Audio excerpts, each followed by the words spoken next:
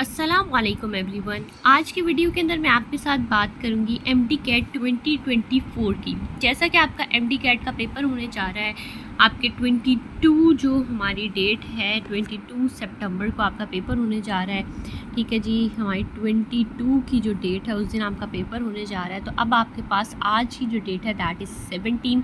तो आपके पास सिर्फ 5 दिन बचे हैं, 17, 18, 19, 20, 21। आपके पास जस्ट 5 दिन बचे हैं। अब आपने इन 5 दिनों को किस तरह से यूटिलाइज़ करना है कि आपका एडमिशन कंफर्म हो जाए। आपने जितनी मेहनत करनी थी, आपने जितनी तैयारी करनी थी वो हो चुकी। आपने जितनी एफएलपी देने थे वो हो चुके। आपने जितनी प्रैक्टिस करनी थी वो हो चुकी। अब आपको किसी चीज़ पर एंग्जाइटी लेने की ज़रूरत नहीं है। फ़र्स्ट ऑफ़ ऑल आपने ख़ुद को ये यकीन दिलाना है कि आपने अपनी मैक्सिमम प्रिपरेशन कर ली है।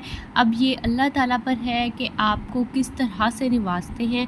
आपने दुआ करनी है अपने लिए, बहुत ज़्यादा नमाज़ ज़रूर पढ़नी है। अब मैं आपको बताने लगी हूँ वो प्लान जो आप 5 दिन के अंदर यूटिलाइज़ करके अपने एडमिशन को कंफर्म करवा सकते हैं। First of all you have the date 17 को मैं आपको बोलूँगी कि आप करें कोई ऐसा टॉपिक जैसे कि फ़िज़िक्स। आप कर लें जी फ़िज़िक्स का टॉपिक। उसके बाद जी आपके पास आ गया 18 पे आप कर सकते हैं जी केमिस्ट्री। उसके बाद आ गया आपके पास 19 पे आप कर लीजिए अपनी बायोलॉजी की सारी रिवीजन। 19 के बाद आपके पास आ गया जी 20 पे आप अपनी इंग्लिश और लॉजिकल रीजनिंग को कर लें। एंड लास्ट में आपके पास 21 का डे बचेगा, तो उस पर आपकी जो भी मिस्टेक्स हैं, जो आपको टॉपिक्स लगता है कि आपको रिवाइज़ करने की ज़रूरत है, जैसे कि बच्चों को एनिमेलिया होता है वो रिवाइज़ कर सकते हैं। आप जेनेटिक्स का टॉपिक रिवाइज़ कर सकते हैं। आप इस तरह के कोऑर्डिनेशन का टॉपिक रिवाइज़ कर सकते हैं।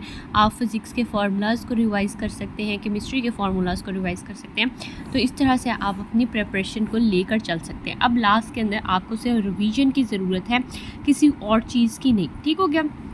एक तो ये प्लान है।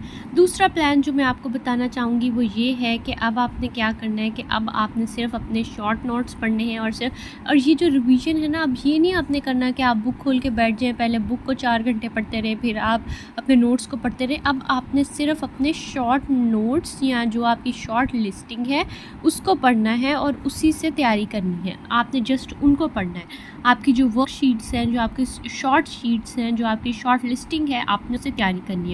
या आपने अपनी बुक पर ही कुछ चीज़ें हाईलाइट की हुई हैं पॉइंट्स, तो आप वो पढ़ सकते हैं।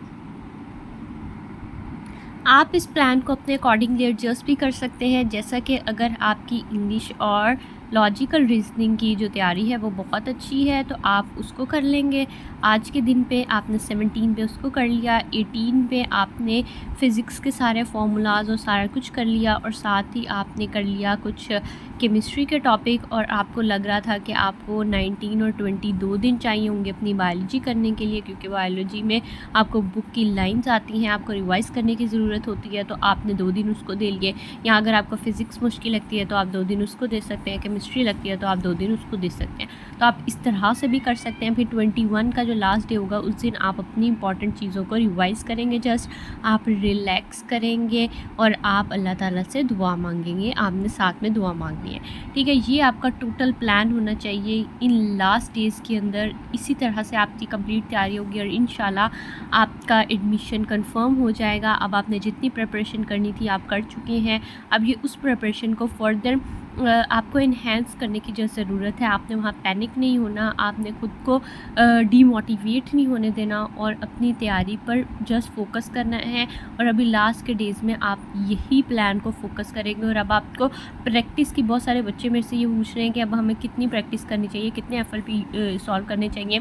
तो अब आपको प्रैक्टिस की ज़रूरत नहीं है, अब आपको रिवीजन की ज़रूरत है। तो आपने मैक्सिमम रिवीजन करनी है, आपने मैक्सिमम रिवीजन करनी है। ठीक हो गया? अब आपको प्रैक्टिस की ज़रूरत नहीं रही, ठीक है। आप पहले बहुत सारे एफएलपी, बहुत सारे पेपर दे चुके हैं, अब आपको उसकी ज़रूरत नहीं है। अब आपने मैक्सिमम अपनी रिवीजन पर फोकस करना है। आप ऐसा भी कर सकते हैं, आप एक दिन में 2-2 सब्जेक्ट को करके रिवाइज़ भी कर सकते हैं।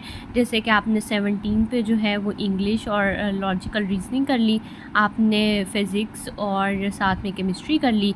18 पे 19 पर आपने बायो की, और 20 पे आपने अगेन इंग्लिश के कुछ इंपॉर्टेंट टॉपिक देखे, आपने केमिस्ट्री के फॉर्मूला भी देख लिया, आपने फ़िज़िक्स के फॉर्मूला भी देख लिए।